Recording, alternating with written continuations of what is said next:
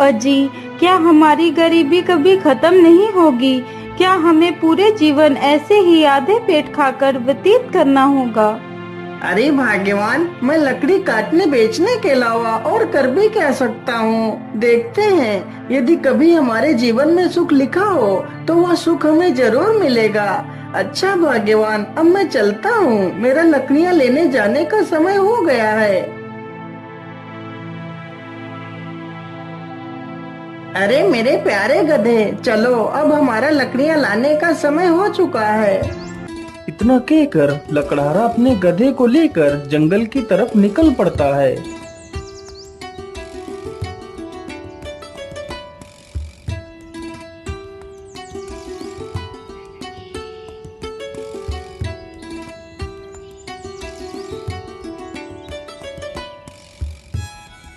मेरे हिसाब से यही पेड़ ठीक रहेगा, चलो इसे ही काट लेता हूँ।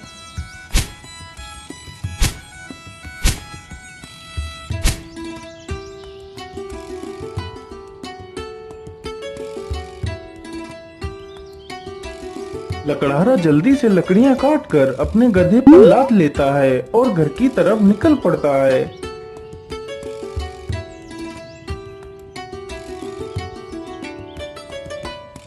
पानी, पानी, पानी, मेरी सहायता करो। अरे, ये किसकी आवाज है? मुझे लगता है कोई तकलीफ में है। चलो चलकर देखता हूँ। लकड़हारा जल्दी से उसी ओर जाने लगता है जिस ओर से वह आवाज आ रही थी। पानी, पानी, पानी, मेरी सहायता करो। अरे, ये क्या? ये तो एक तोता है, लेकिन यह तो पूरी तरह जख्मी हो चुका है। मैं ऐसा करता हूँ, इसे भी अपने साथ ही ले चलता हूँ। लकड़हारा जल्दी से उस तोते को उठा लेता है और उसे भी अपने साथ ले जाता है।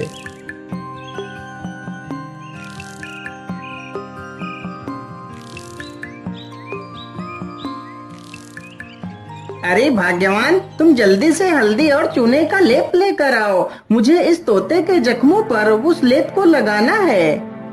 लकड़हारे की पत्नी तुरंत ही हल्दी और चूने का लेप लेकर आती है। लकड़हारा तुरंत ही उस तोते के जख्मों पर उस लेप को लगाने लगता है। अरे तोता भाई, मैंने तुम्हारे जख्मों पर दवाई लगा दी है, अब तुम जल्दी ही स्वस्थ हो जाओगे। इस प्रकार तोता 1-2 दिनों में ही पूरी तरह स्वस्थ हो जाता है।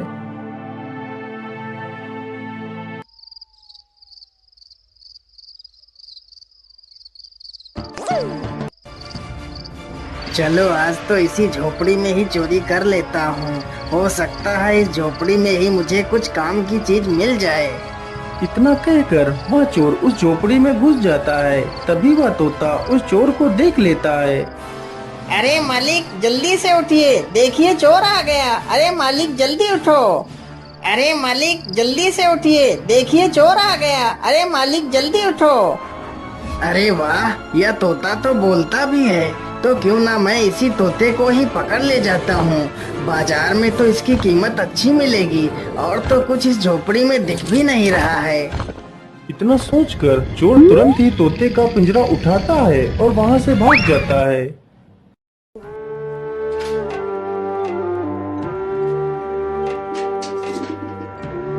चोर को चलते चलते रात से सुबह हो जाती है।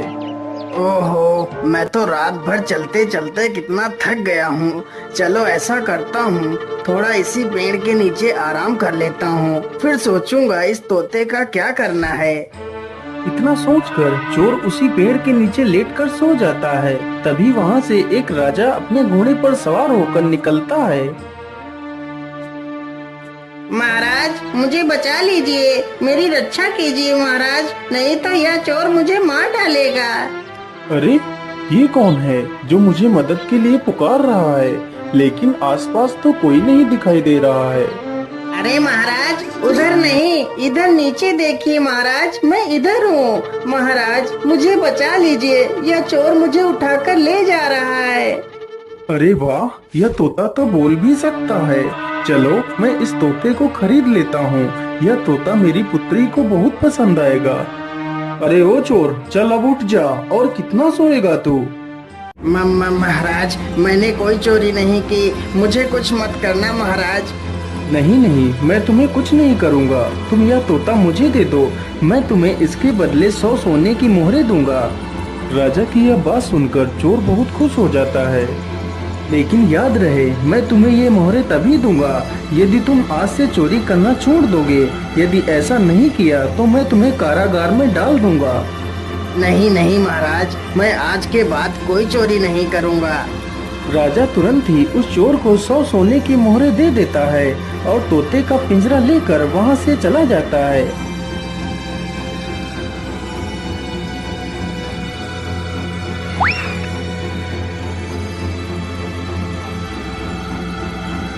अरे राजकुमारी, तुम कहाँ हो? देखो मैं तुम्हारे लिए क्या लेकर आया हूँ।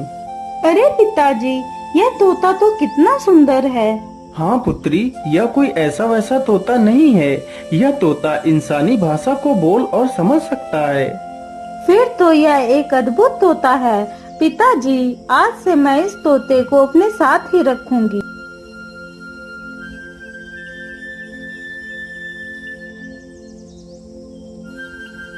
राजकुमारी रोज उस तोते को अच्छे अच्छे पकवान खिलाती, लेकिन तोते को उस लकड़हारे की बहुत ज्यादा याद आती रहती थी। अरे मेरे प्यारे तोते, मैं तुम्हें कुछ भी खिलाती हूँ, तुम उसे सही ढंग से क्यों नहीं खाते हो? क्या बताऊं राजकुमारी जी, मुझे इस पिंजरे में कैद हुए पूरा 1 महीना हो चुका है। मेरा मन भी आकाश में उड़ने को कर रहा है, लेकिन मैं इस पिंजरे में कैद हूँ। मैं क्या कर सकता हूँ?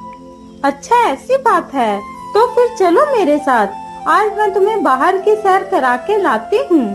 राजकुमारी तोते को जंगल में ले जाती है और उसे पिंजरे से बाहर निकाल देती है। फिर तोता आसमान में उड़ने लगता है। अरे ये क्या, ये पेड़ इतना चमक क्यों रहा है? क्या यह पेड़ कोई जादुई पेड़ है? अरे राजकुमारी जी, उधर देखिए, यह पेड़ इतना चमक क्यों रहा है? क्या यह कोई जादुई पेड़ है? अरे हाँ, मुझे तो लगता है यह कोई जादुई पेड़ ही है। चलो इसके पास चलते हैं। राजकुमारी तथा वह तोता दोनों उस वृक्ष के पास जाते हैं। राजकुमारी जैसे ही उस वृक्ष को स्पर्श करती है, तभी वह उस वृक्ष में समा जाती है। यह देखकर तोता हैरान हो जाता है। अरे राम राम राम, ये क्या हुआ? राजकुमारी तो पेड़ के अंदर चली गई। मुझे जल्दी से यह खबर राजा को देनी होगी।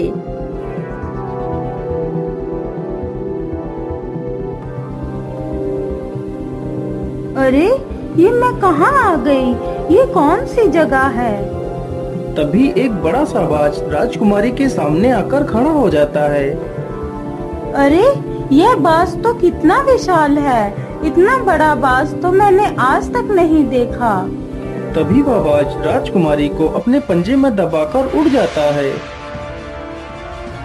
अरे दुष्ट बाज, मुझे छोड़ दे।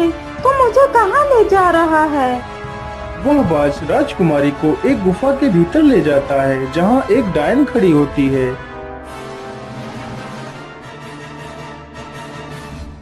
अरे कौन है आप और मुझे इस प्रकार यहाँ क्यों लाया गया है? मुझे छोड़ दो, मुझे वापस जाने दो।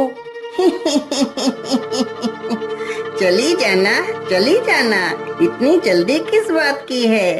तुम इस समय पाताल लोक में हो। यहाँ से निकलना इतना आसान नहीं है। तुम यहाँ से तभी बाहर जा सकती हो जब मैं चाहूँगी। यदि तुम यहाँ से बाहर जाना चाहती हो तो तुम्हें मेरा एक काम करना होगा। बोलिए, आप क्या काम करवाना चाहती हैं? राजकुमारी जी, तुम्हें मेरे लिए अमृत लाना होगा। लेकिन ये अमृत कहाँ मिलेगा? ये अमृत तुम्हें रंगी कंचन की पहाड़ियों में मिलेगा। लेकिन ये पहाड़ी कहाँ पर है? फिर वह डायन राजकुमारी को अमृत लाने का रास्ता बताती है। वह डायन अमृत पीकर अमर होना चाहती थी और पूरी दुनिया पर राज करना चाहती थी। उस डायन ने उस विशाल बाज को अपने वश में कर रखा था, जिससे वह सारे काम करवाती थी। डायन की ये सारी बातें सुनकर राजकुमारी वहाँ से अमृत लाने के लिए चल पड़ती है।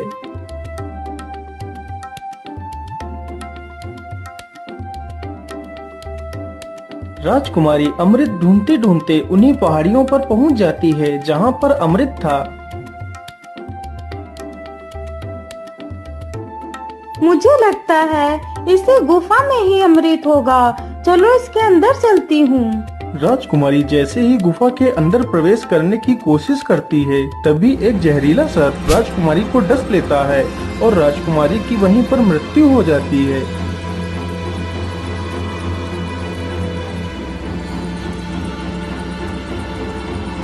महाराज, यह वही पेड़ है जिसमें राजकुमारी समा गई है। ठीक है तोते, तुम यहीं पर रुको, मैं इस पेड़ के अंदर अकेला ही जाऊंगा। राजा जैसे ही पेड़ को हाथ लगाता है तो वह भी उसी पेड़ के अंदर चला जाता है।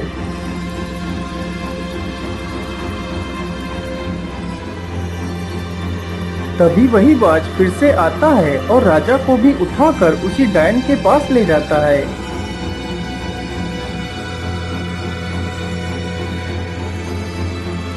कौन है आप और मुझे यहाँ पर इस प्रकार लाने का क्या कारण है? मेरी राजकुमारी कहाँ है?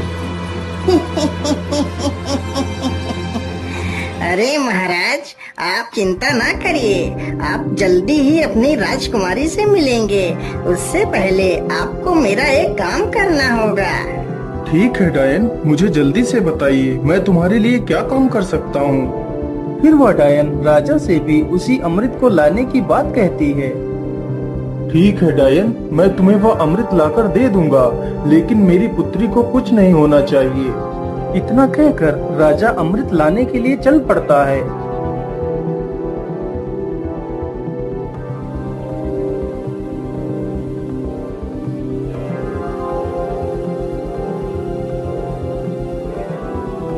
राजा चलते चलते उसी गुफा के पास पहुंच जाता है जहां पर उसकी पुत्री की लाश पड़ी हुई थी।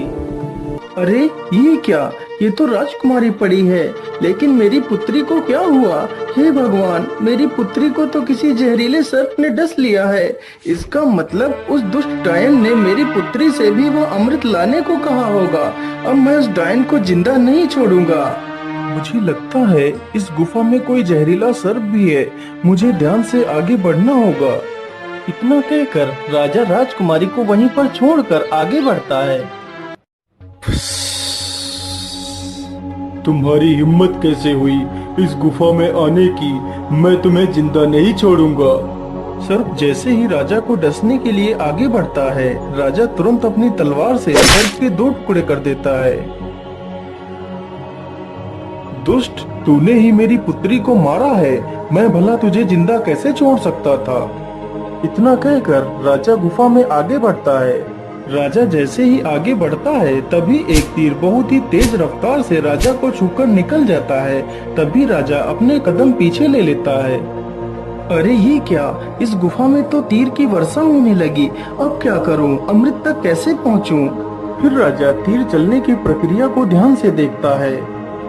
अरे ये क्या, जब एक तीर इस दिशा से उस तरफ जाता है, तभी दूसरा तीर उस दिशा से इस तरफ आता है। इसका मतलब यदि मैं एक एक कदम आगे बढ़ाऊं तो मैं अमृत तक पहुंच सकता हूं। इस प्रकार राजा अपने बुद्धि के बल पर उस चुनौती को भी पार कर जाता है।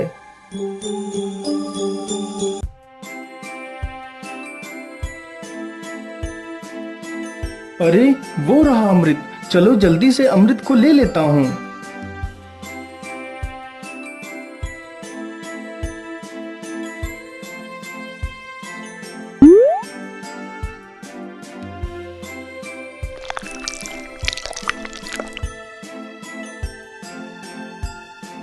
मैं ऐसा करता हूँ, पहले मैं इस अमृत को अपनी पुत्री को पिलाता हूँ।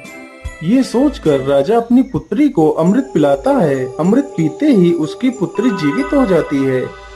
अरे पिताजी, आप यहाँ पर कैसे आ गए? पुत्री, मैं तुम्हें लेने आया हूँ, अब तुम बिल्कुल भी चिंता मत करो, मैं यहाँ पर आ गया हूँ। फिर वह राजा उस अमृत को खुद भी पी लेता है और बाद में बचा हुआ अमृत उस सर्प के मुंह में डाल देता है। अमृत मुंह में पड़ते ही सर्प भी जीवित हो जाता है। फिर वह राजा उस सर्प को अपनी पूरी कहानी सुनाता है। मैंने तुम्हें इसलिए जीवित किया है ताकि तुम फिर से इस अमृत की रक्षा करो। महाराज, मैंने आपको पहचानने में भूल कर दी, मुझे क्षमा कर दीजिए महाराज। अरे नहीं नहीं सर्पदेव, इसमें तुम्हारी कोई गलती नहीं है, या तो तुम्हारा फर्ज था। अच्छा, अब मैं चलता हूँ।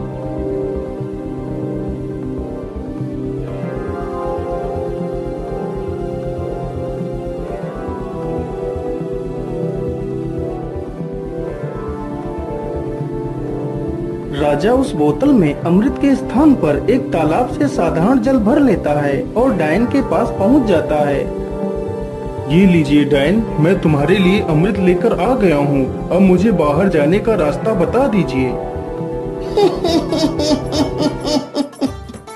अरे वाह राजा, तुम तो कितने बहादुर हो। यह अमृत आज तक कोई नहीं ला सका। जो भी गया वह लौट कर नहीं आया, और तुम तो अमृत लेकर आ गए। चलो चलो, जल्दी से मुझे यह अमृत दे दो। राजा तुरंत ही उस डायन को वह पानी से भरी हुई बोतल दे देता है। डायन तुरंत ही उस पानी को अमृत समझकर पी जाती है। हे डायन, मैंने आपके कहे अनुसार आपको अमृत लाकर दे दिया। अब मुझे बाहर जाने का मार्ग बता दीजिए। इतनी भी जल्दी क्या है? अब मैं अमर हो चुकी हूँ। अब तुम दोनों यहाँ से कहीं नहीं जाओगे। आज से तुम दोनों भी मेरे गुलाम हो। अरे डायन, ये तो सरासर धोखा है। मुझे यहाँ से जाने का मार्ग बताओ, नहीं तो मैं तुझे मार डालूंगा। अरे मूर्ख राजा, अब मैं अमर हो चुकी हूँ। अब तू मेरा कुछ भी नहीं बिगाड़ सकता।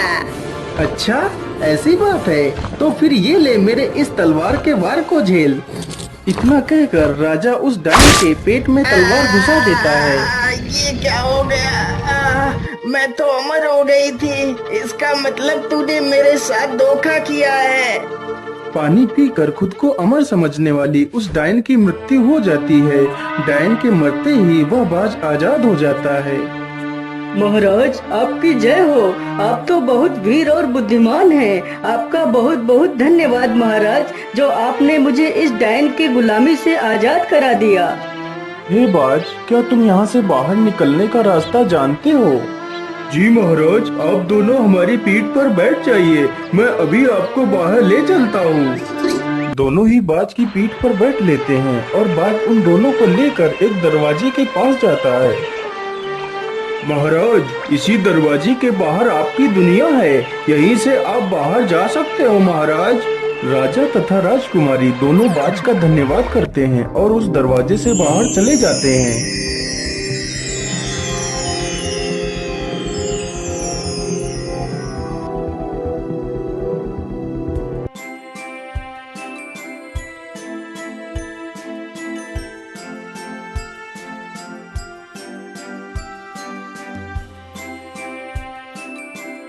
हे तोते, यदि आज तुम न होते तो मैं कभी भी अपनी पुत्री को नहीं पा सकता था, इसलिए मैं तुमसे बहुत प्रसन्न हूँ। आज तुम मुझसे कुछ भी मांग सकते हो। महाराज, यदि आप मुझे कुछ देना ही चाहते हैं तो मुझे 1000 सोने की मोहरें देकर आजाद कर दीजिए। राजा ने ऐसा ही किया। तोते को 1000 स्वर्ण मुद्राएं देकर उसे विदा कर दिया। तोता वहाँ से उड़कर सीधा उसी लकड़हारे के पास पहुँच जाता है। मालिक, देखिए मैं आ गया और आपके लिए कुछ उपहार भी लेकर आया हूँ। लकड़हारा जैसे ही उस पोटली को खोलकर देखता है तो उसमें ढेर सारे सोने के सिक्के देखकर वह बहुत खुश हो जाता है और फिर वे तीनों मिलकर खुशी खुशी अपना जीवन व्यतीत करने लगते हैं।